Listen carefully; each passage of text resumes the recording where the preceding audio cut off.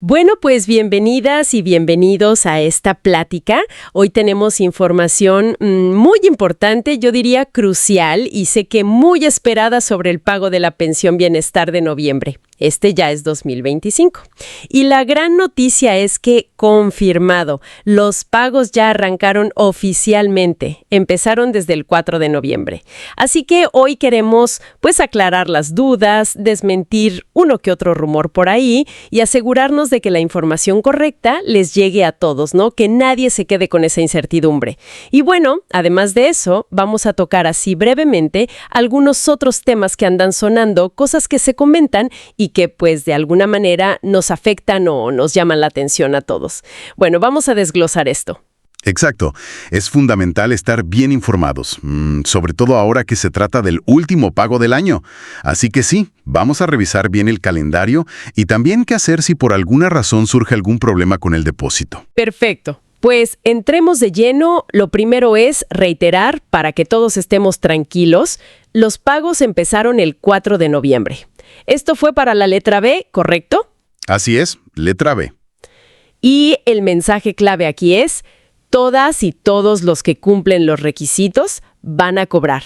Hay que decirlo fuerte porque, híjole, luego circulan cosas de que si van a suspender pagos, que si las tarjetas ya no sirven, hay que calmar esas preocupaciones. Sí, mira, sobre las tarjetas, la información que tenemos es que la gran mayoría están vigentes. El problema principal, el que sí habría que revisar, es si la tarjeta dice que vence específicamente en 2025. Ahí sí. Ok. Pero si la fecha de vencimiento que ven en el plástico dice 2027, 2028, 2030, qué sé yo, esa tarjeta está perfectamente bien. Siempre es buena idea revisar la fecha, claro, echarle un ojo, pero sin alarmarse de más, ¿eh? La mayoría están correctas. Ya revisaron su tarjeta, más vale. No vaya a ser que caduque justo ahora. Aunque, bueno, como dices, la mayoría seguro está perfecta. Un pendiente menos. Ahora sí, el calendario. Noviembre 2025. ¿Cómo van las letras que faltan? Es importante que la gente espere su día, ¿no? Definitivamente. Hay que esperar el día que corresponde a la inicial del primer apellido. A ver, repasemos rápido las que siguen. Hoy miércoles 5 de noviembre toca la letra C. Ok, la C. Mañana jueves 6 también es para la letra C. Tienen 2 días. Ajá. Luego el viernes 7 se juntan las letras D, E y F. D, E, F el viernes. El lunes 10 de noviembre es para la letra G. La G. Y el martes 11 también para la letra G. Otro día doble. Ok.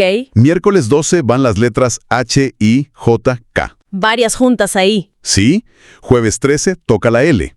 Viernes 14 la M. L y M. Luego nos saltamos al martes 18, después del puente, ¿no? Ahí van las letras N, Ñ, O. N, Ñ, O el martes 18. Miércoles 19, P y Q.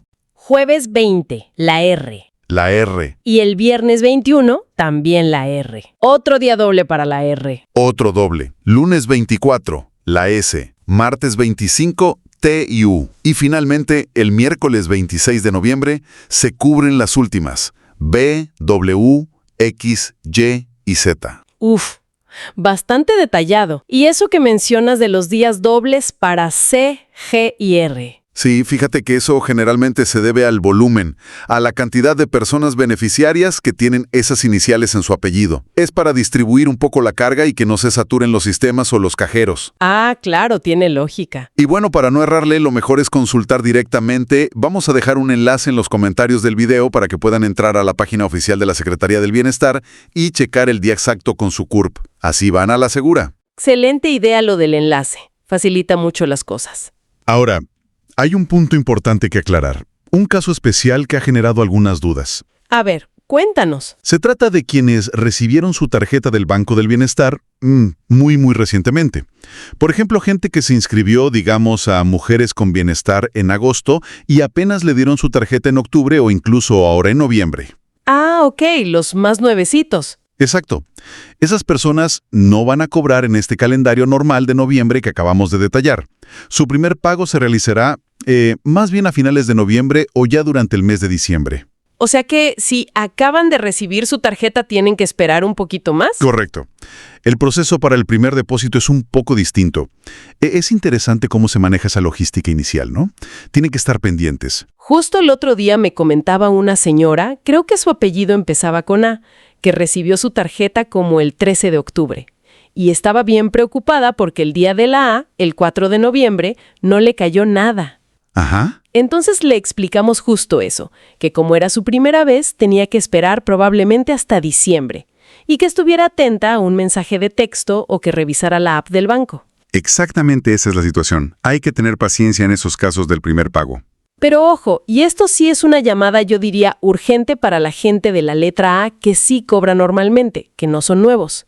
Si para hoy, miércoles 5 de noviembre, alguien de la letra A no ha recibido su depósito, ya no hay que esperar más. De acuerdo. Es momento de ir a una sucursal del Banco del Bienestar y levantar el reporte e iniciar el reclamo. No se confíen.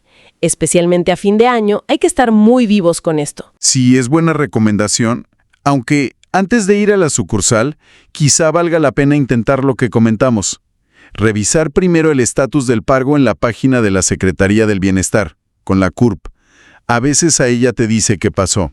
Cierto, primero el chequeo en línea. Y bueno, hay otras posibles causas por las que no caiga el pago, además de la tarjeta vencida que ya mencionamos. A veces el sistema detecta algo raro, como un posible doble registro, ¿sabes? Que una persona aparezca con dos CURPs diferentes.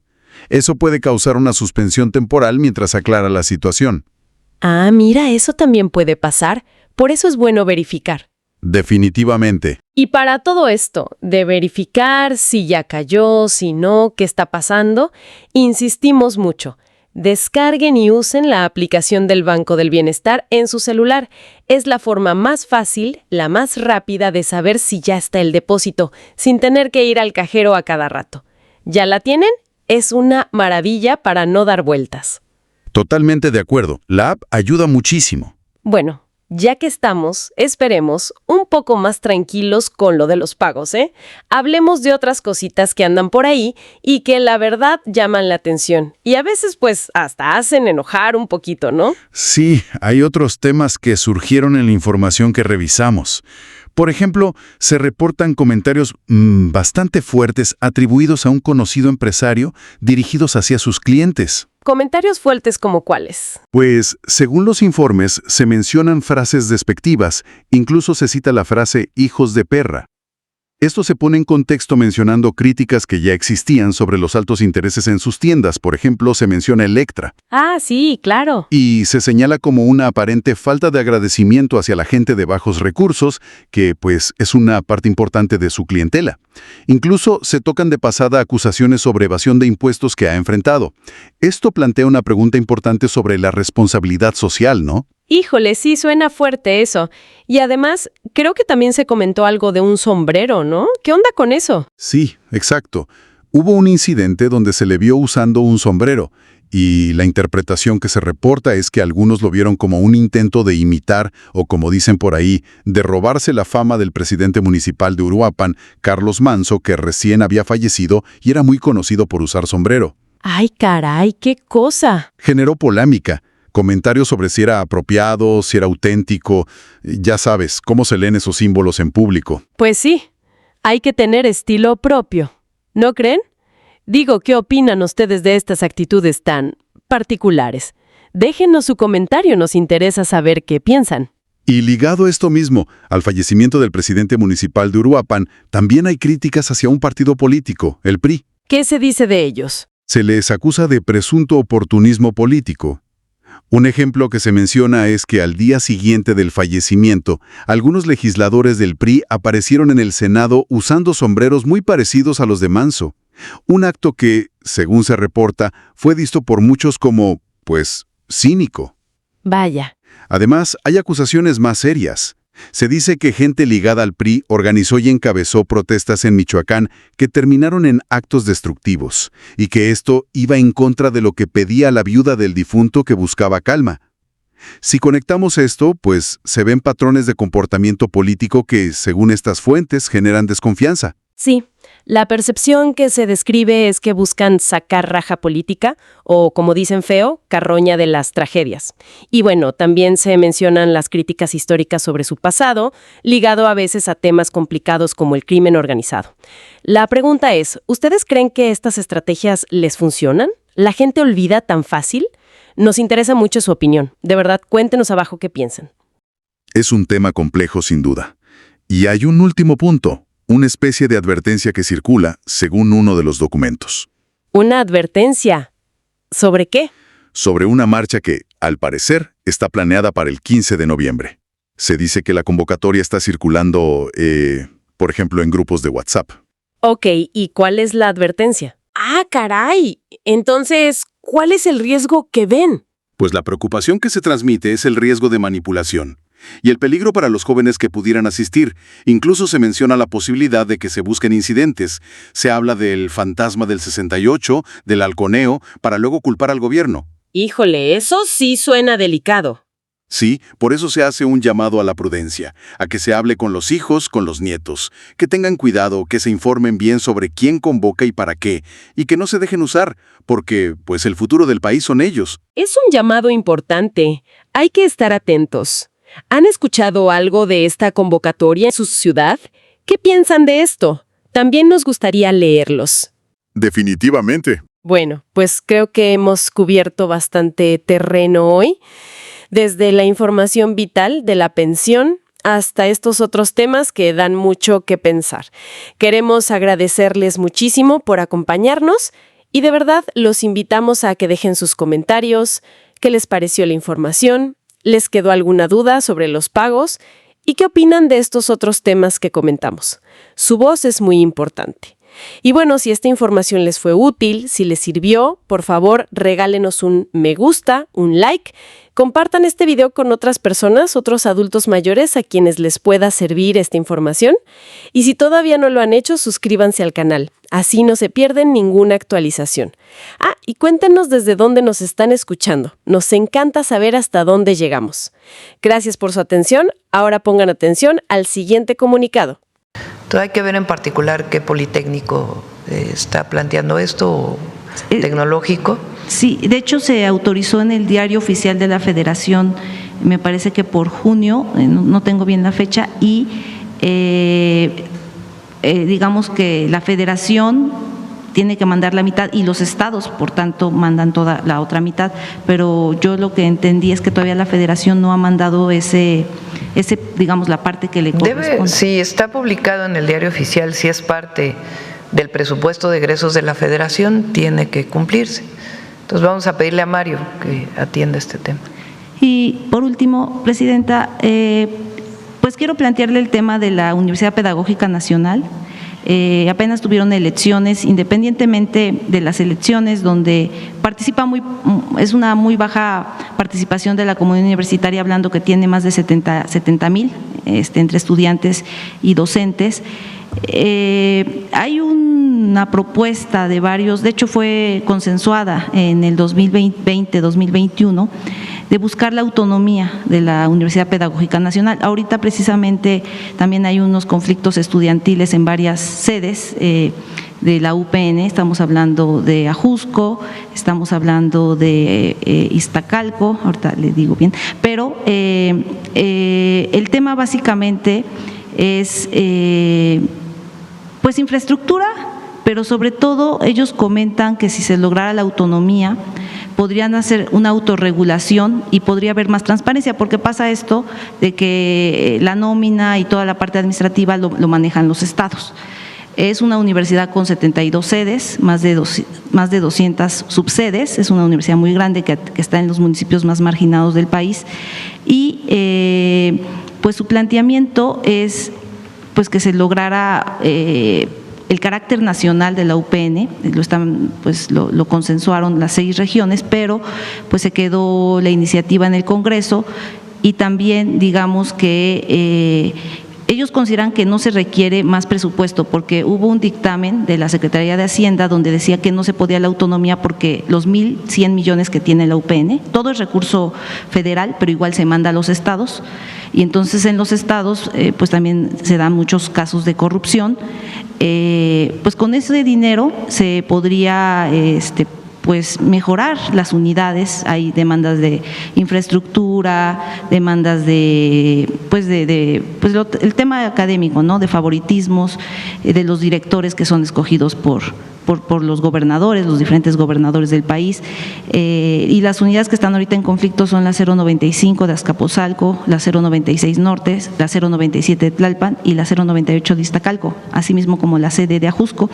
¿Qué opinión le merece estas opiniones de la posible autonomía de la UPN?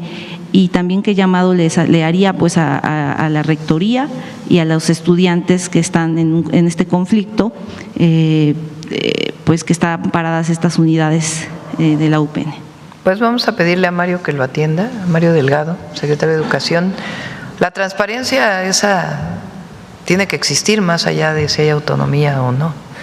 Hay universidades autónomas que tampoco tienen mucha transparencia y universidades no autónomas que sí la tienen.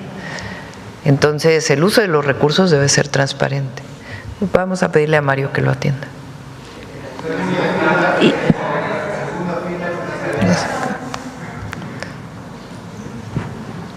Buen día, Presidenta. Manuel Pedrero, de los Reporteros MX. Muchas preguntas, pero antes que nada, solidaridad y fraterna. Gracias.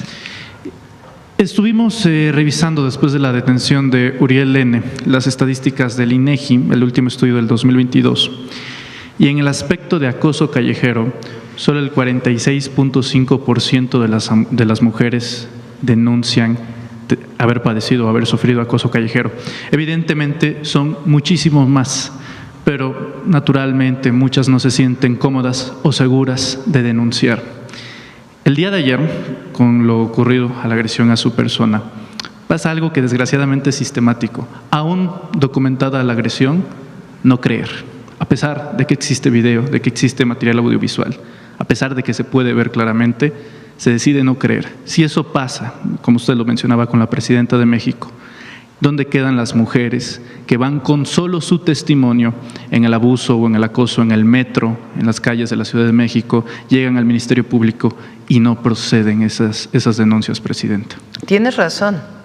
Por eso le pedí a Citlali que revisemos todo lo que tiene que ver con la legislación relacionada con el acoso.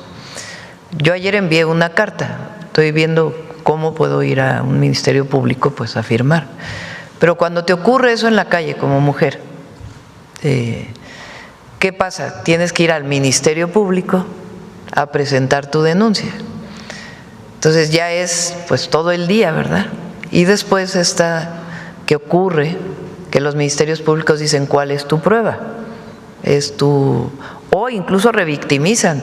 ¿Y por qué te pusiste ahí? ¿Y por qué te vestiste de esta manera? Que es terrible. Se ha avanzado porque esto se ha hecho visible desde hace mucho tiempo por las mujeres y muchos movimientos de mujeres en el país y gobernantes que hemos buscado facilitar estas denuncias a las mujeres, pero sigue siendo un problema. Entonces, sí necesitamos discutir, y no solo la iniciativa de la Presidencia, que sí la vamos a enviar, o a colectivizar con todos los gobernadores, porque es un delito, repito, del fuero común, no es un delito federal, pero sí tenemos primero que visibilizar y decir eso no, un no claro y contundente. El espacio personal de las mujeres no debe ser vulnerado. Eso no. Además, ocurre en nuestro país. Y segundo, cómo lo atendemos, desde campañas, desde las escuelas, porque tiene que ver también con una educación a los hombres, no solamente la denuncia penal o pública. Y también cómo presentas tu denuncia, para que no tenga ese problema de que a la hora de que denuncias, pues no, o no te hacen caso o pierdes todo el día, y entonces las mujeres decidimos, pues mejor no presentamos la denuncia. Evidentemente, como presidenta, pues tengo ciertas facilidades para hacerlo, pero no quiero que sea un privilegio de la presidenta. Creo que entre todos tenemos que garantizar que este sea un derecho de todas las mujeres mexicanas, el que no se ha vulnerado su espacio, su cuerpo, pero además que tengamos la facilidad de denunciarlo y una campaña para que se diga esto no es correcto, no está bien, además de que es un delito. Entonces, sí, a partir de lo que ocurrió ayer, claro que hay una campaña que ya tiene la propia Secretaría de las Mujeres y que han desarrollado muchas secretarías y muchos gobiernos estatales, pero tenemos que poner el punto, porque había, y lo pensé también como mujer, presento la denuncia, no presento la denuncia. Después dije, tengo que presentarla, no es opción no presentarla, pues si no la presento yo, presidenta, que públicamente se está haciendo uso de una imagen y que todo el mundo se dio cuenta de un acoso, además de que lo viví como presidenta, si no lo presento yo, ¿qué mensaje estoy dando a todas las mujeres y a todos los hombres? Entonces, no, hay que presentar la denuncia. Ya se detuvo a este individuo que además resulta que estaba alcoholizado y estaba acosando a otras mujeres en la calle, ahí por donde pasamos. Entonces sí tenemos que llamar la atención y tiene que ser reconocido. Y además también hay que decirlo, porque el uso de la imagen, déjense ustedes que sea la presidenta, soy una mujer, por principio. ¿Quién sube la imagen con qué sentido? También, porque ahí hay muchos delitos que pueden tipificarse, más allá de que lo vaya a denunciar o no. Pero esto viven muchas jóvenes en nuestro país. Y repito, yo lo viví, yo a los 12 años, como lo digo en mi libro, yo nací en una familia de clase media, pero en la primaria me llevaban a la escuela mis papás en su carrito con varios niños que vivíamos juntos.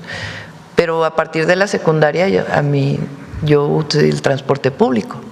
A los 12 años pues empecé a usar el transporte público. Y viví como niña, porque a los 12 años pues eres una niña, acoso en el transporte, como lo viven muchas mujeres. Y hoy como presidenta pues tengo una responsabilidad.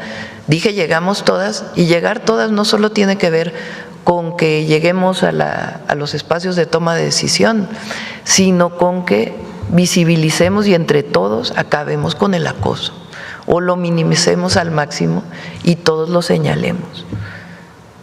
Porque el llegar todas quiere decir que no estamos de acuerdo con eso y que entre todas tenemos que atenderlo. Sé que aún espera información oficial de los estados en donde esta agresión está tipificado como delito. Sin embargo, a esperar el resultado, haría un llamado expreso a las y los gobernadores y a los congresos locales para que se tipifique. Incluso muchas gobernadoras ayer me buscaron, ya no. Ayer estuvimos con mucho trabajo, pero muchas gobernadoras me hablaron, y diputadas, senadoras y otras amigas, compañeras, familiares, indignados por la situación que se publicó ayer en la red, que viví y que se publicaron en las redes. Entonces, estoy segura que nos están escuchando todos los gobernadores y gobernadoras y que sí es fundamental que hagamos una revisión. Permítame insistir en el tema de su seguridad, porque no es solamente su seguridad personal, también es un asunto de Estado. Entiendo el tema de la cercanía con la gente, con el pueblo de México. Sin embargo, ¿estaría descartando reforzar su seguridad para que un incidente de este estilo no vuelva a ocurrir? No pienso reforzar la seguridad.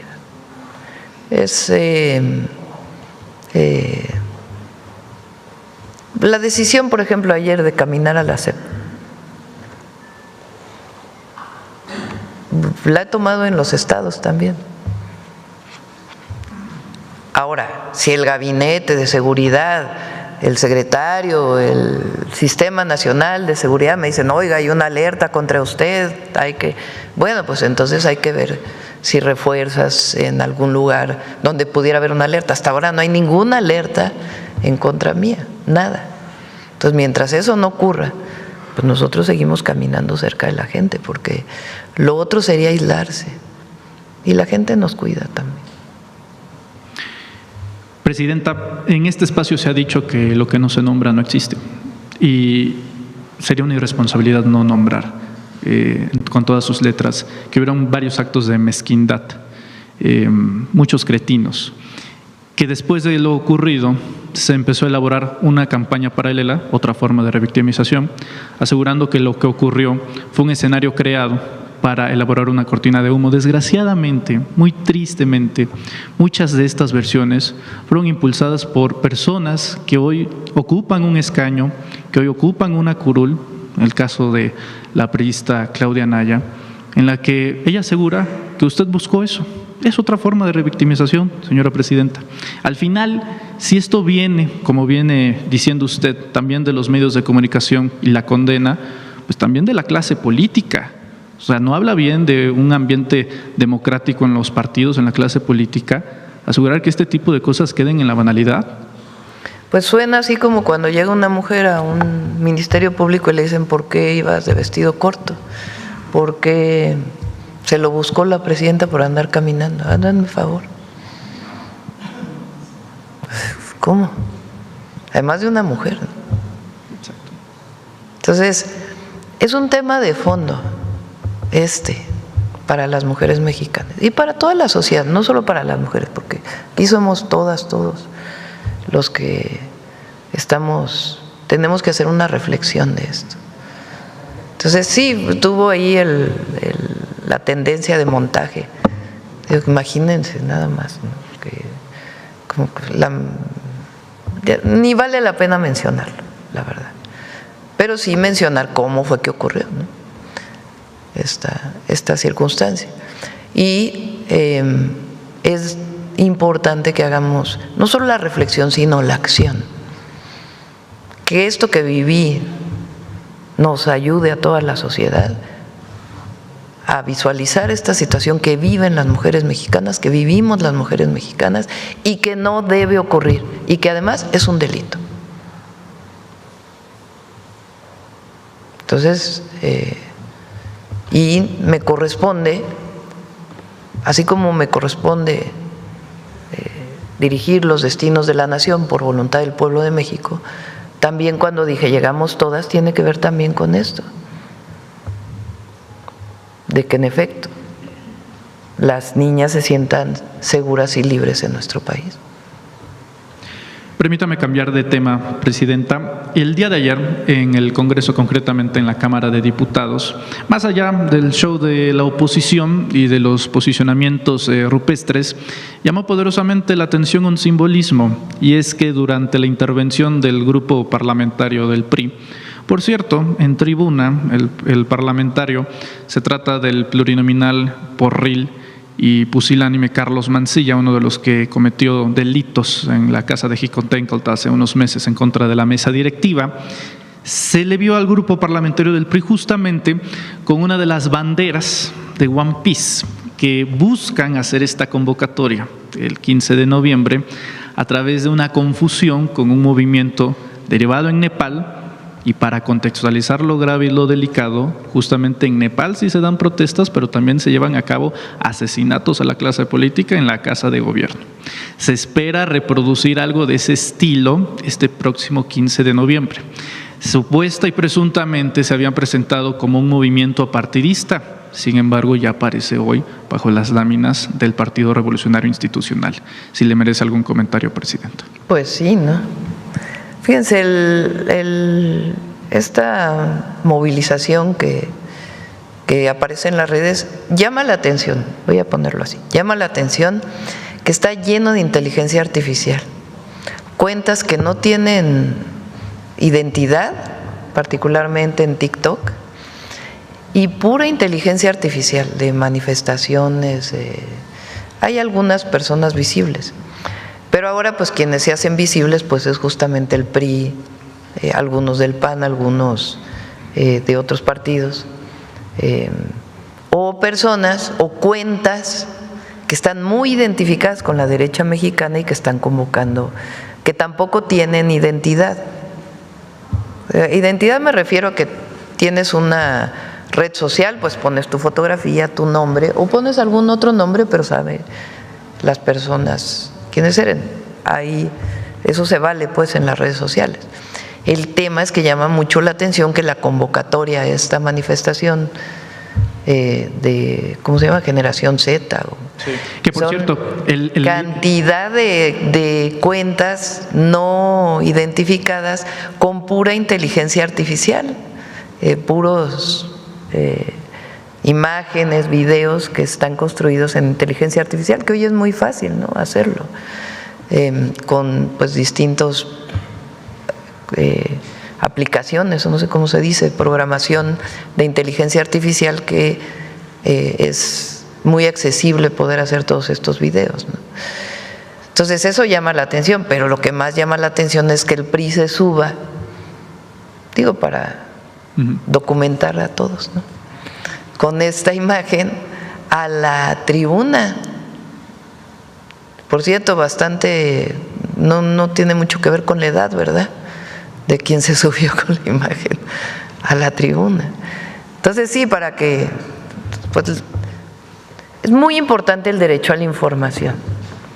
Y si las redes sociales son muy buenas en muchos sentidos, también hay, a todos los que las usamos, es muy importante pues que indaguemos un poco más a la hora de ver una imagen, más ahora que todas las redes sociales ya tienen esto que en inglés le llaman el scroll, ¿no?, que es esta forma de que vas pasando muy rápido las imágenes. Si antes te detenías 30 segundos, 1 minuto, 2 minutos a ver un video, ahora se han reducido los tiempos a 5 segundos. Y a través de esos 5 segundos que te detienes en una imagen, se hace un algoritmo para que ya todo lo que te salga tenga que ver con esos 5 segundos que te detuviste en esa imagen, y ya lo usan prácticamente todas las plataformas de redes sociales. Entonces, a los jóvenes en particular, a las jóvenes, pero a todos, que seamos muy cuidadosos de analizar lo que vemos en las redes, qué es información, qué es propaganda y qué es también el uso manipulador también, pues, de un movimiento que hubo en otro país para poder supuestamente generar un movimiento en México.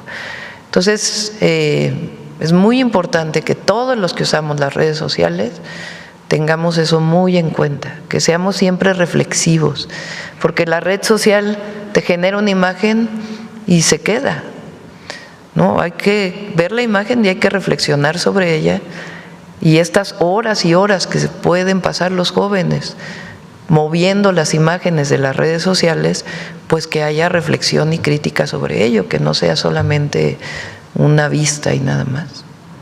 Que, por cierto, nada más para abonar, el líder de Generación Z, porque la cuenta que actualmente se ve en Twitter no es nueva, en realidad estaba desactivada desde 2024 y era uno de los apéndices digitales de la campaña de Xóchitl Gálvez. El líder original de los servidores de Generación Z se ha deslindado totalmente y de hecho denuncia la usurpación del nombre y de las cuentas y que ha sido pues cooptado por la ultraderecha. Eso es lo que ha mencionado el líder original de ese movimiento. Muy interesante. Sí.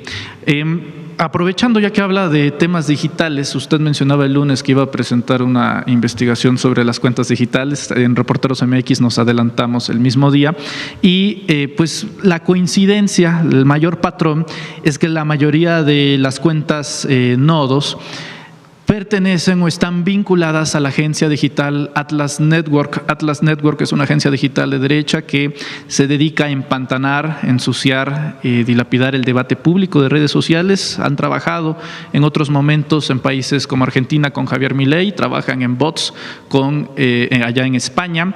Y dato importantísimo a destacar es que el director regional de Atlas Network es León Salinas, primo de Ricardo Salinas Pliego. Entonces, preguntarle sobre la contaminación de redes sociales, si el gobierno va a permanecer con la misma política de siempre o va a haber regulación. ¿Qué opina? Es muy difícil regular. Se puede discutir y abrir el debate, pero es complejo la regulación. De todas maneras, creo que hay una parte de ética relacionada con la inteligencia artificial que es muy importante y que está siendo regulada ya en muchísimos países del mundo, que es importante discutir. Pero ahora en el detector de mentiras está dedicado justamente a toda esta campaña que se vivió y el análisis de estas redes. Pero es muy importante lo que mencionas, porque esta organización en efecto es una organización de ultraderecha que no solamente actúa en México, sino en muchos países, particularmente de América Latina, y lo hace no con un debate público relacionado con posiciones ideológicas o políticas, sino a través de la manipulación de imágenes y del pago con mucho dinero de todos estos que les llaman bots, robots, que en realidad no son números de cuenta relacionados con una persona, sino son múltiples cuentas que por dinero están publicando lo que se ponen de acuerdo para poder levantar tendencias y que sea pues una manipulación. También muchas de las cuentas estuvieron relacionadas con narcogobierno en su época y todo aquello de narcopresidente que vivió el presidente López Obrador, porque parece como que de la nada hubo orgánicamente mucha gente usó las redes para manifestarse, y sí hay una parte de ello, pero resulta que es bastante menor, y lo que hacen con esto es, además de publicar y generar tendencias, pues impulsar que otros crean esto que son mentiras para poderse vincular. Entonces sí es una forma de actuación que además viene del extranjero. Para finalizar, Presidenta, el día de ayer ganó en Nueva York el alcalde electo, Zoran Mamdani. Es el primer alcalde inmigrante de Nueva York, moreno. Y en campaña, él señalaba en algún momento que le admiraba a usted. Es un momento bastante particular en los Estados Unidos con esta victoria de este alcalde, y debido a esa admiración o ese vínculo que tiene él de usted en redes sociales, preguntarle si el gobierno mexicano, si usted o su gobierno estaría interesado en reforzar los vínculos con la ciudad de Nueva York, además de los temas económicos, principalmente porque hay una comunidad muy importante de mexicanos allá en la ciudad de Nueva York, y desde luego si tiene alguna opinión al respecto. Pues muy interesante lo que ocurrió ayer para el análisis de todos. Nosotros tenemos que ser muy respetuosos de la política estadounidense y de todos los países del mundo. Siempre hemos definido que son los pueblos del mundo quienes deben definir quiénes los gobiernan, en cada país, en cada ciudad, en cada región, en cada estado. Pero interesante lo que ocurrió en Nueva York. Muchas gracias, Presidente. Gracias. Vamos para acá luego. Buenos días a todas y todos. Carlos Navarro de Heraldo Media Group. Presidenta, ¿qué tiene de distinto este Plan Michoacán por la Justicia y la Paz de los que se presentaron anteriormente en administraciones anteriores, Presidenta? El de Peña Nieto llegó a declarar la guerra y, repito, fue el permiso para matar, que generó enorme sufrimiento al pueblo de México. Segundo, el de Peña mandó un comisionado que se reunió con las entonces autodefensas y buscó un acuerdo con estas autodefensas. El nuestro es un plan integral que tiene que ver con la propia sociedad michoacana y que tiene que ver con la atención a las causas y también la seguridad. Y es de construcción de paz, no es de declaración de guerra, que es muy distinto. Entonces, y lo vamos a hacer con el gobernador, con presidentes y presidentas municipales, con los núcleos agrarios, con los pueblos indígenas, con jóvenes que quieran ser parte de este plan, y se van a dedicar recursos para educación, para cultura, para deporte, para infraestructura, y al mismo tiempo un plan contra la extorsión y el reforzamiento de la seguridad. Presidenta, ¿tiene contemplado visitar Michoacán en estos días, en la gira de este fin de semana o en algún momento? Vamos a esperar a que esté el plan y vamos a estar en contacto con todos, y ya en su momento, pues, como siempre lo hemos hecho en todos los estados, pues ya visitaríamos Michoacán. Este fin de semana vamos a Nayarit El lunes inicia la segunda entrega de recursos a los damnificados de los 5 estados que vivieron las lluvias. Pensábamos que iba a iniciar este viernes, pero es hasta el lunes que inicia la segunda entrega de apoyos. Digo porque había quedado de ir a estos estados, pero vamos a esperar a que avance la entrega de apoyos. De todas maneras, ayer tuvimos reunión con los gobernadores para ver el avance de la atención a la emergencia, que ya está a punto de cerrarse, ya se cerró en 3 estados y todavía queda Veracruz e Hidalgo con comunidades aisladas o a las que no se puede llegar por tierra y se sigue trabajando. Pero este fin de semana vamos a Nayarit a varios temas, inaugurar entre otras una carretera. Presidenta, ¿considera que en los últimos 30 días es la etapa más complicada de su administración? Pues es muy difícil evaluar eso, ¿no? Si es más complicada o menos complicada. Lo importante es estar. Siempre enfrentar con responsabilidad los problemas y atenderlos como hemos hecho siempre. Preguntarle, el lunes pasado vino la secretaria de Agricultura, Brooke Rollins, para atender el tema del gusano barrenador. Más allá de lo que hablaron, pareciera que desde Estados Unidos no quieren que le vaya bien a México, presidenta, y tocó 3 temas: los aranceles, el tema del cierre de la frontera, los vuelos que se cancelaron, las rutas aéreas. ¿Qué análisis saca de estas situaciones que pareciera que desde Estados Unidos no quieren que le vaya bien a México, presidenta? Pues habrá grupos ahí que no quieren a México. Pero si uno evalúa cómo ha estado la situación en todos los países del mundo con la administración Trump, a ver si los aranceles fueron una cosa solo de México, bueno, pues habría un tema contra México. Si otras acciones solamente fueran contra México, pues entonces diríamos eso, ¿verdad? Pero incluso en términos de las aranceles, pues nosotros tenemos una situación de muchísimos productos, gracias al tratado comercial, que no tienen aranceles y que se están exportando sin aranceles. Eso no lo tiene pues prácticamente ningún país del mundo. Todos tienen un arancel, aunque sea de 10%, pero tienen un arancel. Nosotros seguimos trabajando para que los aranceles del llamado decreto 232, que son en acero, aluminio y automotriz, aunque tenemos un descuento por la parte que se fabrica en Estados Unidos, pues sigamos bajando los aranceles.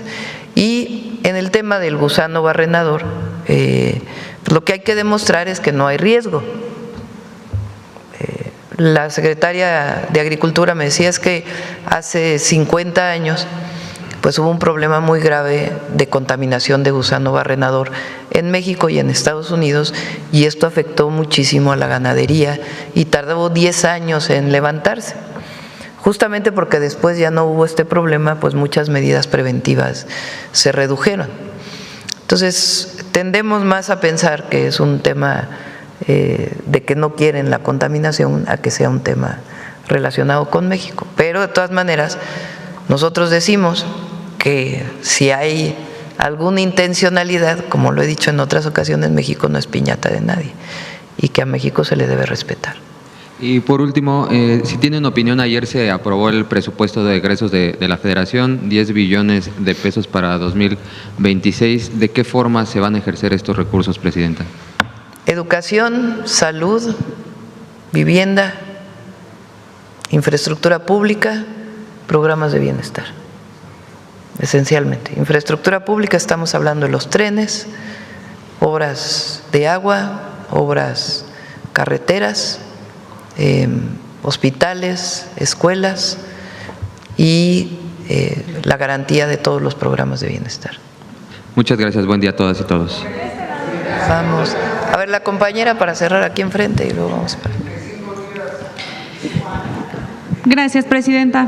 Buenos días. Aurora Castillejos, del Sistema Público de Radiodifusión del Estado Mexicano. Precisamente sobre este tema de la relación con Estados Unidos, ayer la vocera de la Casa Blanca reconoció pues este entendimiento bilateral que hay entre ambos países, esto luego también de sus declaraciones de pues no permitir intervención de ningún tipo por parte de este país o algún otro. ¿Qué opinión le merece este reconocimiento que ya hace propiamente la vocera y pues explica también que hay un respaldo o que hay pues sí, hay un entendimiento directamente con el presidente Trump? Pues dice lo que hemos venido diciendo, que hay un entendimiento con el gobierno de los Estados Unidos de respeto a nuestra soberanía y de colaboración y de cooperación. Vino el secretario de Estado, el secretario del Departamento de Estado, Marco Rubio, estuvo en México. Ahí se habló de este entendimiento y sigue la colaboración. Ahora, como ustedes saben, Estados Unidos, pues por el tema del presupuesto, no tiene pues los recursos. El gobierno federal, en cierta forma, de los Estados Unidos está paralizado en muchos temas. Entonces, nos pidieron que después de que se resolviera esto, pudiéramos tener la siguiente reunión. No participaría personalmente, pero los equipos de trabajo que se reunieron hace poco en Estados Unidos a nivel de subsecretarios y que ahora les tocaría venir a México para darle continuidad. Entonces, sí, es lo que hemos venido diciendo, que hay un entendimiento en seguridad, en otros temas, y buscamos pues que podamos llegar a un acuerdo en el tema de comercio. Ahora, en otra materia, en materia de migración, la Oficina de Aduanas y Protección Fronteriza ha reconocido que también hay una disminución de cerca del 80% en el número de migrantes que intentaron ingresar por la frontera sur con México para este año. Se está trabajando también en esta materia. ¿Cómo van pues las pláticas en torno a la migración?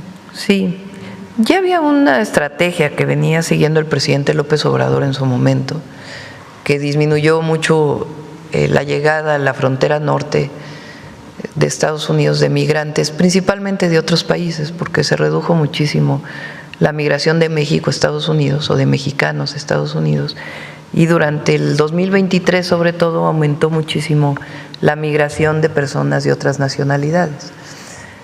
Cuando llega el presidente, y nosotros seguimos esta política que había seguido el presidente López Obrador, que tiene que ver con una política integral humanitaria de atención desde la frontera sur a la migración. Cuando llega el presidente Trump, quita una regla de asilo que tenía Estados Unidos, que era una aplicación que se le llamaba en inglés CBP One. Al quitar esta aplicación, inhibe que mucha gente quiera llegar a Estados Unidos, y además, pues evidentemente, esta visión que tiene el gobierno de Estados Unidos. Entonces, todo eso ha disminuido mucho la migración. Nosotros, de todas maneras, estamos atendiendo la migración en todo el territorio.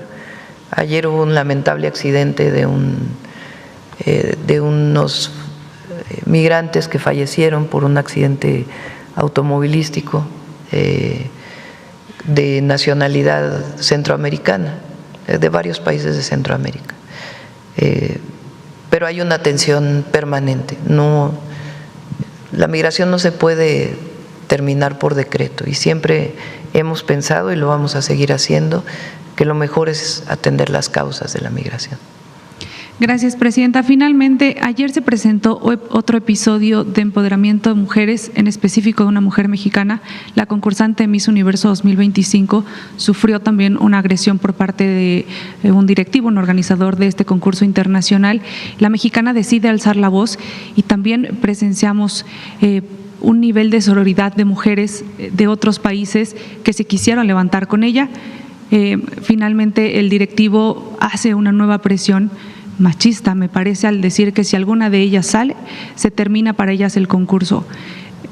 ¿Qué opinión le merece esta actitud de la concursante mexicana Fátima Bosch? ¿Qué opina, Presidenta? Ayer también se presentaba este tema junto a… Pues mi reconocimiento, porque ella vive esta agresión y muy dignamente dice: no estoy de acuerdo. Y me parece que es un ejemplo de cómo las mujeres debemos levantar la voz. yo digo luego en los eventos públicos, que fíjense la frase, ¿eh? O sea, esto que nos decían a las mujeres, ¿no? Calladita te ves más bonita. Bueno, no sé si a alguien se lo dijeron aquí de las compañeras que están, pero a mí sí me lo dijeron.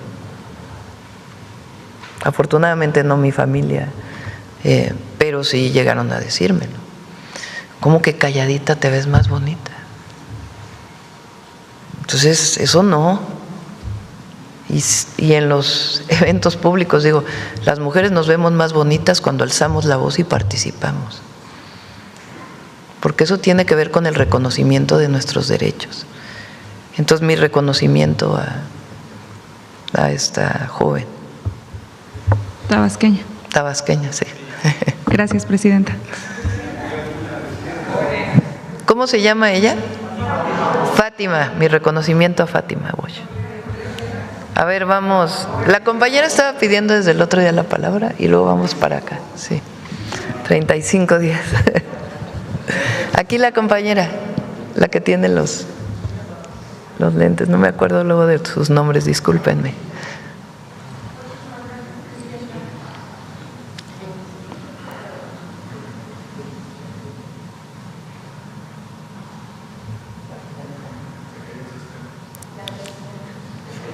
Ahí hay otro. Sí, me escucha. Es que si no, no te escuchan en las redes. Ok, muchísimas gracias, presidenta. Janet Galindo, de Grupo Transmedia La Chispa. Presidenta, quería preguntarles, en este plan hídrico de tecnificación, aproximadamente para cuándo, ahorita lleva un avance del 40%. Pero aproximadamente ¿cuándo creen que se pueda llegar ya a un 100% este plan? Bien, es una pregunta interesante. Todos los, como lo comentamos al inicio, todos los programas se están realizando de manera conjunta con los agricultores. Entonces, eso también establece los tiempos de trabajo. Recientemente en muchos de ellos se acaba de cosechar y se tiene una estrategia de intervención en donde estamos abriendo muchísimos frentes de manera simultánea, de tal manera que todas las metas 2025 quedarán concluidas al último día de diciembre. Tenemos como límite, esperamos terminar unos días antes, pero como pudieron notar en las imágenes, tenemos avances muy significativos en todos y se está trabajando, se van a concluir este año todas estas metas y abriremos la nueva etapa 2026. Ok, perfecto. Gracias. Muchísimas gracias. Gracias, presidenta. Y cambiando de tema, pues se está llevando a cabo los Juegos Paralímpicos Juveniles en Chile. México ha logrado hasta el momento 33 medallas, colocando así a México de los Juegos Paralímpicos. Me lo debes lugar. Para que no lo debes aquí a todos para que hagamos el reconocimiento. Sí, colocándose así a México en el tercer lugar. ¿Qué opina usted? Bueno, además de que qué mensaje le mandaría a pues todos los competidores paralímpicos jóvenes, pero además de esto, bueno, ¿qué opina de todo el esfuerzo que hacen ellos y que finalmente las delegaciones, muchas veces las delegaciones de paralímpicos son los que logran un gran avance y logran colocar a México en una muy buena posición a nivel mundial? Nuestro reconocimiento, nuestra felicitación en un atleta paralímpico, paralímpica, hombre, mujer, es un esfuerzo, todos son reconocidos, ¿no? Pero hay un esfuerzo especial, porque frente a alguna situación de discapacidad, ellos se levantan y logran estos grandes reconocimientos y ponen muy en alto el nombre de México. Entonces, nuestro reconocimiento siempre, y vamos a hacer el video de todos aquellos que están ganando medallas. Muchísimas gracias, presidenta. Vamos para acá a ver la compañera acá de Guerrero. Gracias. Citlali Guerrero de Bajo Palabra. Bueno, primero mi solidaridad con usted y también muchas gracias por poner este ejemplo a las mujeres mexicanas, ¿no? Bueno, yo la semana pasada usted anunció aquí que se va a hacer una colección especial de escritoras latinoamericanas en compensación por la falta de equidad de género de la colección 25 para el 25. Entonces, preguntarle qué institución va a hacer la selección, si el Fondo de Cultura Económica o la Secretaría de Cultura, y para cuándo estaría esta colección, y si también se van a imprimir 2,5 millones de ejemplares, pues para que las mujeres también tengan la misma oportunidad de ser leídas. Sí, se hizo mucha polémica ese día. Es muy importante la colección de 25 para el 25 y está relacionado con el boom latinoamericano. Ahora es importante igual que se reconozca a todas las mujeres escritoras. Entonces sí, sería a través del Fondo de Cultura Económica, y le pedí a Claudia Curiel pues que participara para ver qué textos van a elegirse, si es de todas las épocas, si solo son mexicanas, si son latinoamericanas. Entonces la van a elegir. También recuerden que tienen que conseguirse los derechos de autor, porque 25 para el 25, como fue 21 para el 21, tiene la característica de que es gratuita, son libros gratuitos. Entonces tienen que conseguirse los derechos de autor, la autora o quien tiene los derechos de autor, la editorial tiene que estar de acuerdo. Entonces es todo un proceso, pero sí el objetivo es tener una colección de libros gratuitos de escritoras, ya veremos si es mexicanas, latinoamericanas, internacional. ¿Y para cuándo estaría y si se imprimiría? Para el próximo año, y vamos, los 2,5 millones se consiguieron porque no solamente son recursos del presupuesto del Instituto Nacional para devolverle al pueblo lo robado. No es que sea recurso del presupuesto, sino del INDEP, de lo que incauta, sea Fiscalía General o a través de medios administrativos. Se consiguen recursos, van para becas de deportistas, y en este caso se decidió que fueran para los libros. Pero los 2,5 millones tienen que ver con que también la Ciudad de Buenos Aires le puso recursos, con que algunos países como Colombia decidió ponerle recursos. En este caso no participó Brasil porque es en español la colección y allá hablan portugués. Pero otros países, incluso ciudades, gobiernos, participan en este proceso. Entonces, un acuerdo colectivo. Vamos a ver si se puede hacer el mismo acuerdo colectivo, y si no, de todas maneras que haya suficientes ejemplares para regalarlos en nuestro país. Muchas gracias, presidenta. Diversos medios han contabilizado que en su primer año del sexenio van 10 alcaldes asesinados, 3 de ellos de Guerrero. El primero, Alejandro Arcos Catalán, ¿no?, asesinado a días de haber asumido su presidencia, el 6 de octubre del año pasado. Preguntarle qué avances hay en la investigación, si solamente hubo un solo autor intelectual, en este caso el militar retirado Germán Reyes, que se encuentra en prisión, o si hay más elementos del ejército involucrados en este terrible asesinato. Y también preguntarle si le está dando algún tipo de apoyo a la viuda y al hijo menor de Alejandro, pues que quedó huérfano. Y también hace unos días el presidente actual de Chilpancingo, el doctor Gustavo Alarcón, pues también pidió más apoyo, ¿no?, de la federación, no, pues porque siente vulnerabilidad, pues de que ya en Chilpancingo fue asesinado pues su primer presidente. En todos los casos se brinda apoyo a los presidentes y presidentas municipales. Ahora, pues con lo que vivimos en Uruapan, con el alcalde Carlos Manso, se va a revisar en particular Michoacán, qué otras protecciones y qué mecanismos de seguridad adicionales necesitan todos aquellos que han pedido o que han solicitado seguridad, igual que en toda la República. En particular, en el caso del presidente municipal de Chilpancingo, le pediría el martes que lo pudiera explicar el secretario de Seguridad, el Gabinete de Seguridad. No hay otros militares involucrados, en particular esta investigación que se hizo y esta detención. y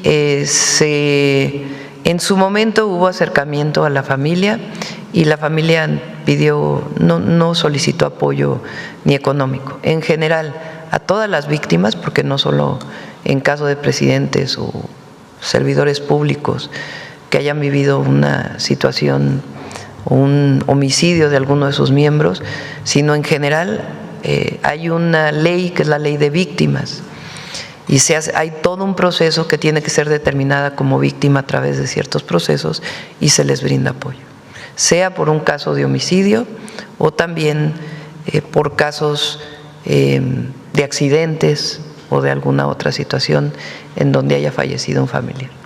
Gracias, presidente. Con el asesinato del presidente Carlos Manso, tal parece como que se puso a prueba la vulnerabilidad del Estado. Bueno, y usted lo ha reiterado y lo ha dicho hoy también, ¿no?, en esta conferencia, que no va a declarar la guerra al crimen organizado. Pero tal parece como que el crimen organizado sí les ha declarado la guerra a los políticos, ¿no? Digo, por esta serie de asesinatos de presidentes municipales, de excandidatos, casi de todos los partidos. Entonces, preguntarle, ¿no?, qué hacer ante este desafío, pues porque ellos sí han declarado la guerra a la clase política.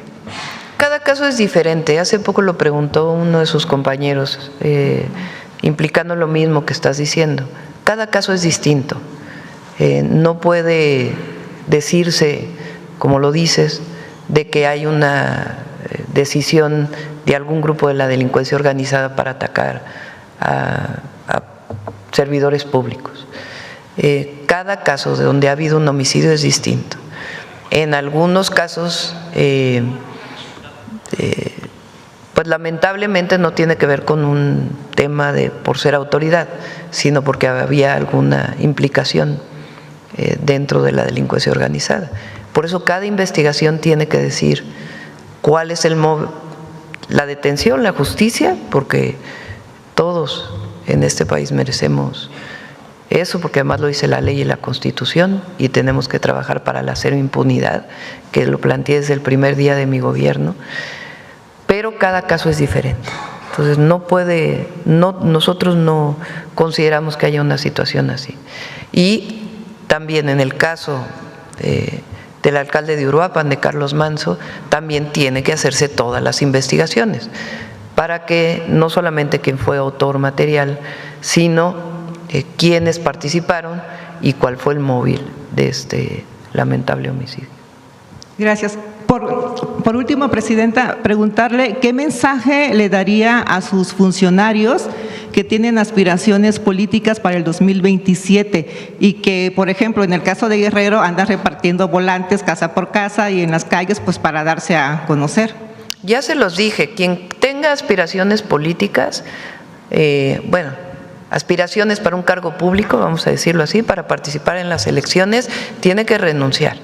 No puede utilizar su cargo público para promocionarse. Entonces, si alguien es legítimo que alguien quiera ser diputado, gobernador, presidente municipal, gobernador, gobernadora, pero no puede utilizar el cargo público. Además de que eso la ley lo prohíbe, nosotros no estamos de acuerdo. Entonces, si hay alguna persona que tenga ese deseo, tiene que renunciar a su espacio en el gobierno y en todo caso pues dedicarse a hacer campaña dentro de los marcos de la ley electoral. Muchas gracias. Sí. Bueno, yo creo que ya, ¿no? Son 9:29. Mañana, ¿les parece? A ver, mañana Oaxaca. Mañana está bien, mañana ya llevas 35 días sin preguntar, ya. Te toca. Y mañana lo distribuimos. Para mañana, ¿cómo va la canción? Vamos con el detector de mentiras. Con su permiso, presidenta, buenos días a todas y todos.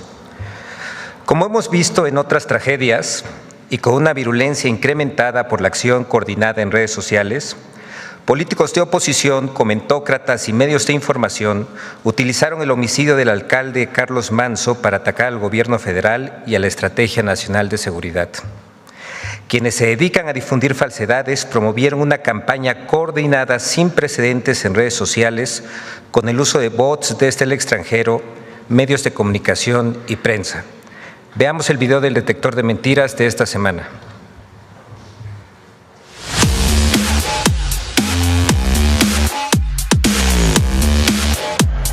El asesinato del alcalde Carlos Manso fue usado por la derecha y la oposición para golpear al gobierno de la presidenta Claudia Sheinbaum. Después de conocerse el crimen contra Carlos Manso, inició una campaña digital y mediática para usar la tragedia con fines políticos, con el uso de bots y una red internacional para magnificar los mensajes, responsabilizando al gobierno de México del asesinato. Las tres principales mentiras ampliamente difundidas fueron las siguientes. 1. El gobierno federal abandonó al alcalde de Uruapan, Carlos Manso. Carlos Manso no fue asesinado. El gobierno dejó que lo asesinaran. El alcalde de Uruapan pidió una y otra vez que le mandara más apoyo. El gobierno no quiso escucharlo. El gobierno lo abandonó. Pidió ayuda una y otra vez y lo ignoraron. Señaló que el caso pone en evidencia la ausencia de Estado y el abandono de las autoridades. Un agravante del asesinato de este valiente presidente municipal, Carlos Manso, es que el gobierno federal lo dejó solo contra los criminales que lo querían muerto. Manso había solicitado apoyo para fortalecer a la policía municipal, para erradicar extorsión, para no darle espacios a los grupos criminales. Solicitud que no fue atendida y le costó la vida. ¡Mentira! El 3 de noviembre se informó que Uruapan cuenta con una compañía permanente de la Guardia Nacional y personal de infantería del Ejército que se encontraban en coordinación constante con el alcalde Manso. 2. El gobierno de México mandó a matar a Carlos Manso. Esto no es un hecho aislado. A Carlos Manso lo asesinaron los de Morena por una razón. Porque lo dejaron solo. Porque lo abandonaron. Yo acuso del asesinato a Carlos Manso a dos asesinos, Andrés Manuel López Obrador y Claudia Sheinbaum. Fue un crimen de Estado, de un Estado sordo y ciego a los gritos de auxilio, de un Estado arrogante y antipático, lejano y soberbio, corrupto y por lo tanto cómplice. ¡Mentira! El fiscal general de Michoacán, Carlos Torres Piña, informó que las principales líneas de investigación del homicidio de Carlos Manso están relacionadas con el crimen organizado. La Fiscalía General del Estado va a continuar agotando todas las herramientas de investigación pertinentes para el esclarecimiento de este hecho, en lo que se advierte la participación, por supuesto, del crimen organizado. 3. México es un estado fallido.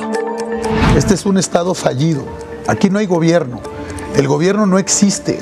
No tienen ningún resultado, no hay ninguna estrategia, no hay ningún elemento que nos permita ver que a México le va a ir bien. El asesinato de Carlos Manso puede prender la mecha que todos estamos esperando para reaccionar en contra de un gobierno demagogo, populista, antidemocrático, antirrepublicano como es el de la Cuarta Transformación. ¡Mentira! La Estrategia Nacional de Seguridad del Gobierno de México logró la disminución del 32% en el promedio diario de homicidios dolosos y la detención de 34.690 personas por delitos de alto impacto. Estas falsedades se difundieron y amplificaron también en una campaña coordinada de desinformación en la red social X con el uso de bots en México y en el extranjero. No hay precedente de una campaña similar. En los primeros 3 días hubo más de 1.8 millones de menciones y más de 694 millones de reproducciones en X, Instagram, Facebook y TikTok. Además de 2.7 millones de posteos en todas las redes, de las cuales más del 98% fueron en X, pero solo el 6% son tweets originales y el resto retweets, amplificado por un 50.43% de bots. El 76% de las cuentas totales que participaron en la campaña coinciden con las que impulsaron las narcoetiquetas del año pasado. Llama la atención que 49% de las cuentas que participaron en la campaña, la mitad son cuentas extranjeras provenientes de Colombia, España, Estados Unidos y Argentina.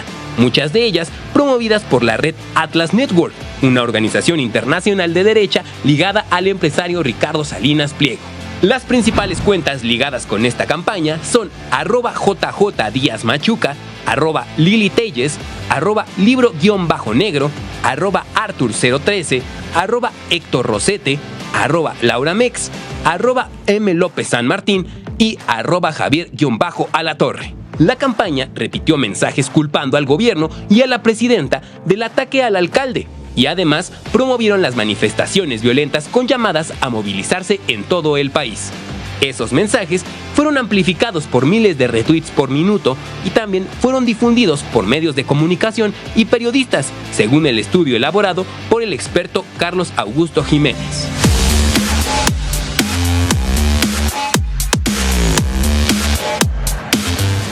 Muchas gracias, Presidenta. Gracias. Buen día. ¿Leo? Voy a estar aquí.